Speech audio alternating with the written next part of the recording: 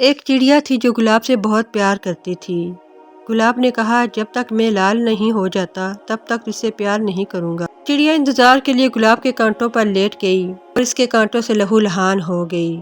چڑیا کے خون سے گلاب لال ہو گیا اور بولا، اب میں تجھ سے پیار کرتا ہوں، پر چڑیا مر چکی تھی۔ یہی حال آج کے پیار کا ہے، جس کی جتنی عزت کرو اتنا ہی بے پرواہ ہوتا ہے۔ انسان کا سب سے بڑا دشمن اس کا اپنا دماغ ہوتا ہے۔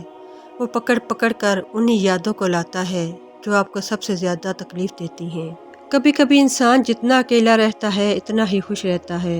کسی کے ساتھ اتنے دور تک نہ جاؤ کہ لوٹتے وقت راستہ پوچھ پوچھ کر آنا پڑے۔